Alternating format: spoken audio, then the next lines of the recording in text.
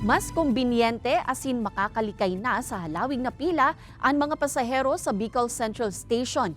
Kasabay kan paglansar kan online ticket booking service na Easy Bus PH. Bentahe kan digitalization asin automation sa terminal. Aramon ta live kay Jessica Calinog. Jessica.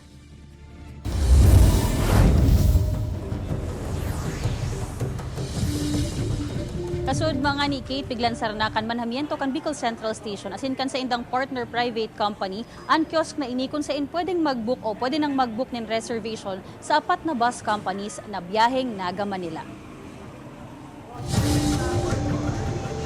Tuyong peak season, urog na sa panahon kan Peña Francia Fiesta. An porsyon na ini kan Bicol Central Station na biyaheng Metro Manila.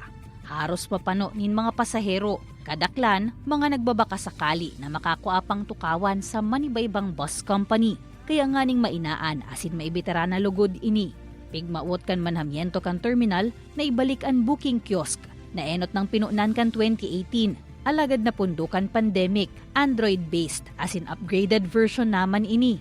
Naghahanap ng bakante. Di ba? Nasaro-saro pa sinda sa mga bus companies. May bakante po kamo. Then pag Mayo, malipat naman sa Balyuma. Duwan pa lang po sa ano yan, sa kiosk, may hiling mo na po kung anong mga bakante.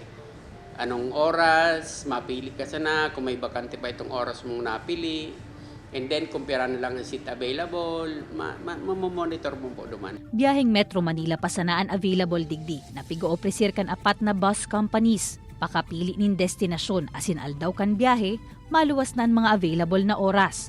Nakasurat naman kung guraanuan pamasahe. Kung nakapili na nin seat number, hahagadon an contact number asin pangaran. Siring man kung ma-avail nin discount. Pwedeng cash o online an payment.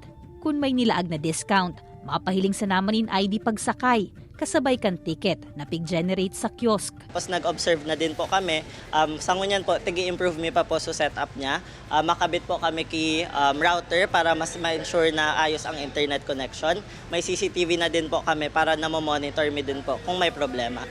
Sarupang option para makaiwas sa pila sa mga ticketing office. Iyuan pag-access sa website kan Bicol Central Station para makabook nin reservation sa mapipiling aldaw kan biyahe.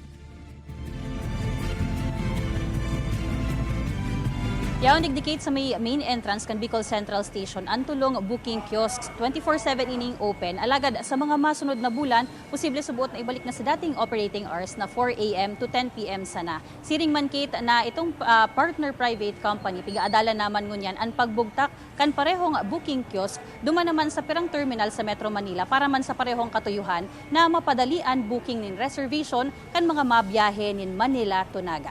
Kate. All right, Jos Mabalos, Jessica.